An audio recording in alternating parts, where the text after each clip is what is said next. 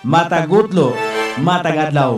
Adunay mga panghitabo dito sa kauluhan, panghitabo sa gawas sa atong nasod, ug adunay mga panghitabo dinhi sa atong dapit. Mga panghitabo nga mo'y makapaikag sa katawhan, nga mabinantayon sa lakat ug dagan sa panahon karon.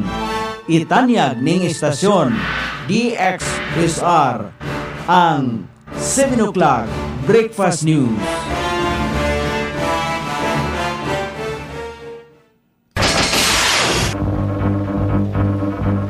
Igala, kumusta? Maayong buntag Iligan, maayong buntag Mindanao, maayong buntag Pilipinas. Adang Lunes karon pizza 20 ni buwan sa Hulyo ning tuiga 2026. Sangan sa ato station manager Pastor Robin Sulapas, kini ang inyong KSR Kabisaya Nunay B. Ang matod sa hanay sa balita sa La City. O karon sa ulohang tudling sa ato mga balita, top management sa Global Port may bisita sa LGU Iligan aron hisgutan ang isyu sa clinker dust. Smuggled nga sigarilyo nga mo kantidad og 660,000 pesos na sakmit sa barangay Dalipuga. Cash gift distribution alang sa mga senior citizens sa Iligan ipahigayon sa Hulyo 21. Lakson, gibalikan ang mga kanhi akusasyon bato kaniya luyos panagbangi nila ni Cayetano. Balaod nun aron palapdan ang digital payments sa tanang transaksyon sa gobyerno giduso sa Senado. Sa gawas sa nasod, North Korea nanawagan sa pagpalapad ini sa iyahang nuclear force. Balita sa kinabuhing Kristohano, duha ka Kristohano sa Central Papua sa Indonesia gipatay sa kasundaluhan. Kini ang ulohang tudling sa ato mga balita nga dalit kanato ning istasyon. DXSR 106.7 sa inyong FM dial. Ang bugtong radyo sa dakbayan siligan nga nagsibya sa balaang kasulatan, pinasubay sa Inspired and Preserved. Not simply dictated. King James Version sa Anchor Broadcasting Corporation. O karon sa kompleto nga detalye, may bisita sa opisina ni Iligan City Mayor Frederick Siao ang top management sa Global Port aron hisgutan ang kabalaka sa mga residente sa Barangay Saray mahitungod sa clinker dust o posibleng epekto niini sa panglawas sa komunidad. Sumala pa sa mayor, dito pa lamang niya hingpit nga nasayran ang maong isyu busa iyang gihangyo ang mga opisyal sa Global Port nga personal nga susihon ang sitwasyon sa Barangay Saray og magpatuman dayon og angay og epektibong mga lakang aron masulbad ang nasong problema. Gipasalig usab sa mayor nga dili pasagdan sa city government sa Iligan ang maong kabalaka. Gisaad nini nga padayon nga bantayan ang kahimtang og sigurohon nga matubag ang isyu aron mapanalipdan ang kahimsok sa panglawas o kaayuhan sa mga residente sa nahisgutang barangay. Nasakmit sa mga otoridad ang mukabat sa 825 karims sa smuggled nga sigarilyo nga dunay gibanabanang kantidad nga 660,000 pesos atol sa usa ka anti-smuggling operasyon dito sa Purok 5 Sitio Mapalad National Highway, Barangay Dalipuga, sakop ni Dakbayan Siligan alas 2:30 sa niaging kadlawon.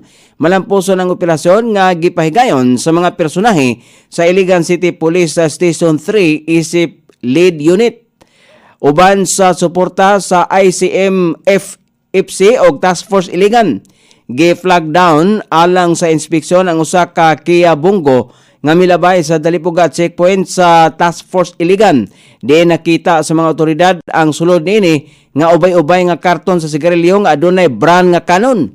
Gikumpiska ang maong mga butang, ingon man ang sakyanan nga Kia Bungo nga adunay plate number nga Mama Alpha Eco 1124 tungod sa kapakyas sa mga nagsakay nini sa pagpakita og mga dokumento sa importasyon, Bureau of Customs Clearance, tax stamps o prueba sa pagbayad og buhis. Kini usa ka kalapasan sa Republic Act No. 10863 o Customs Modernization and Tariff Act o sa National Internal Revenue Code. ang tanang nasakmit nga kontrabando i-turn over ngadto sa Bureau of Customs alang sa saktong dokumentasyon o safekeeping, samtang ang suspect temporaryong una nga gibuhian, samtang naghulat pa sa adjudication o uban pang mga proseso sa Bureau of Customs. Magpahigayon og cash gift distribution ang National Commission of Senior Citizens kauban ang Office of the Senior Citizens Affairs KONUSCA sa iligan alang sa mga kwalipikadong senior citizens sa Dakbayan karong Martes kunog mga adlaw Hulyo 21 ning tuiga. Ang cash gift distribution himuon sa Asenso BFF Gymnasium sa Barangay Luinab sugod alas 9 sa buntag hangtod sa alas 3 sa hapon. Benepisaryo sa programa ang nakaabot sa milestone age nga 80, 85, 90, 95 ug usa ka gatos ka tuig ang panuigon. Sumala pa sa pahayag sa USCA, unahon pagproseso ang mga personal claimants o mga senior citizens nga mismo nga makatambong sa venue, samtang ang mga authorized sa representatives o ang mga tinugyanan sa mga benepisaryo ang mosunod nga asikasuhon human nga maproseso ang tanang personal claimants. Giklaro usab sa buhatan nga ang mga senior citizens nga nagpasa na sa ilahang mga dokumento sa USCA apan wala nakaabot sa ilang adlaw natawhan o wala nakaabot sa gikinahanglan nga edad, dili kwalipikado nga makadawat sa cash gift. O karon sa balita sa kauluhan, gihisgutan pagbalik ni Senador Panfilo Ping Lacson ang mga akusasyong gibato-bato kaniya ni atong administrasyon ni kanhi Presidente Gloria Macapagal Arroyo isip tubag sa nagpadayon nga binayluay nila og pahayag ni kanhi Senate President Senador Alan Peter Cayetano. Sa usa ka pahayag gisulti ni Lacson nga napamatud ang walay basihanan ang mga nahaunang pasangil nga nakadawat siya og kickback gikan sa illegal nga droga og nagtago og salapi sa mga banyagang bangko. Sumala pa sa senador, wala madugay gibakwi sa pipila ka mga nag-akusar kaniya, lakip na ang mipanaw nga kanhi Intelligence Service of the Armed Forces of the Philippines Chief Brigadier General Victor Corpus og Angelo Ador Mawanay kon mawanay ang ilang mga aligasyon og nangayo og pasaylo. Gisulti usab ni Lacson nga giila usab sumala pa ni kanhi Presidente Arroyo nga ang mga nahaunang akusasyon bato kaniya ang gibase sa sayop nga impormasyon. Gipamugo sa senador nga ang integridad ang pinakamahinungdanong nasunod niya gikan sa iyang mga ginikanan. Ang pahayag ni Lacson human sa nahauna niyang gisulti nga adunay mga importante og testigo sumala pa nga andam na maghatag og ebidensya batok ang Cayetano human sumala pa siyang giatake sa kanhi Senate President. Nag-ugat ang panagbangi human nga gihagit ni Cayetano ang administrasyon nga imbestigahan ang 2019 Southeast Asian Games, samtang gisulti niyang andam usab siyang magpahigayon og pagdungog sa sumala pay mga anomalya sa flood control project.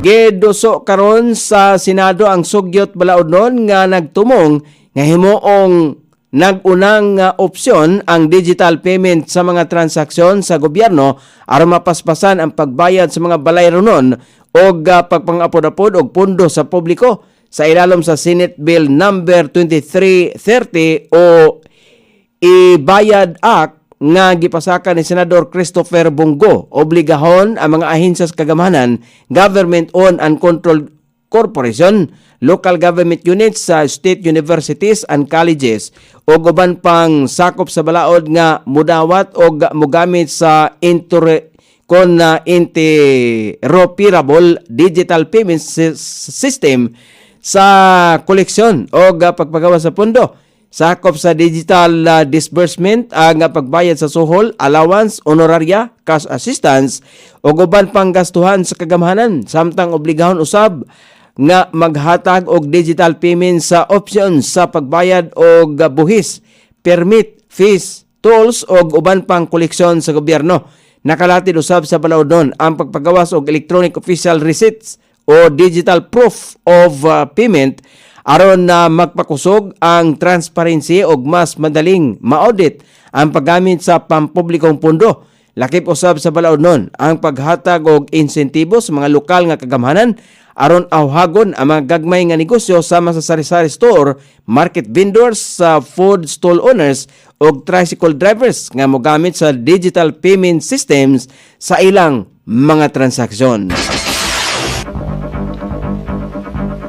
O karon sa balita sa gawas sa nasod, nagdesisyon ang nasod sa North Korea nga palapdan kon palapdon niini ang nuclear force pinagi sa quality o quantity value nini. Kini nga panawagan gihimo sa North Korea lakip sa programa niini nga magpatuman og military modernization sa nasod.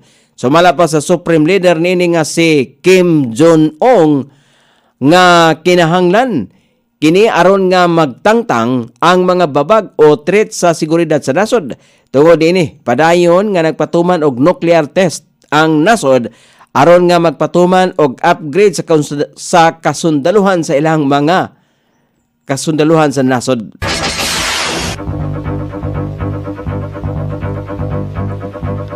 O karon sa balita sa kinabuhing Kristohanon, giakusahan ang mga kasundaluhan sa nasod sa Indonesia nga sila ang nagpatay sa Kristohanong magwawali og batan-on sa Central Papua.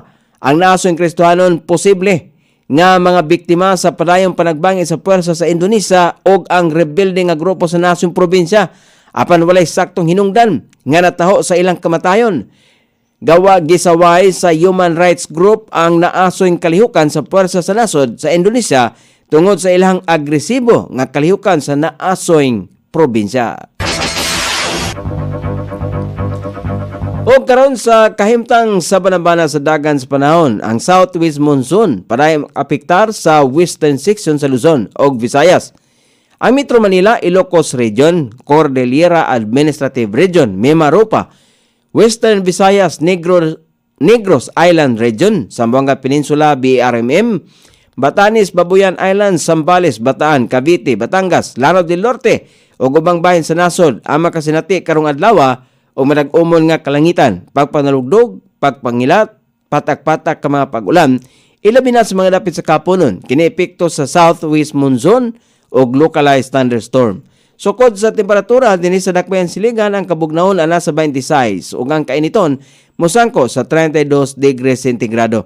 Ang adlaw misilang kagana sa alas 5:36 ug mosapon niya sa alas 6:29 sa sayong takna sa kagabihion.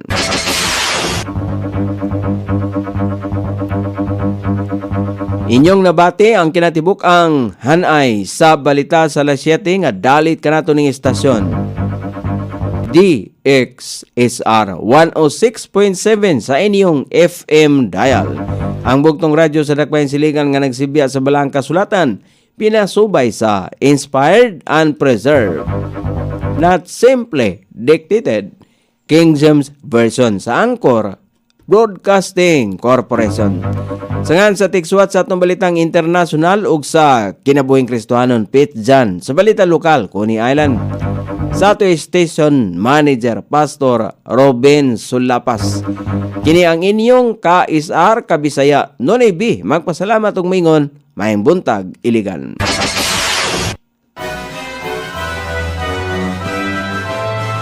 Inyong nabati ang 7 o'clock Breakfast News. Hangtod na usab og mga adlaw sa samang takna o sa samang istasyon. Daghang salamat sa iyong pagpaminaw ug maayong buntag.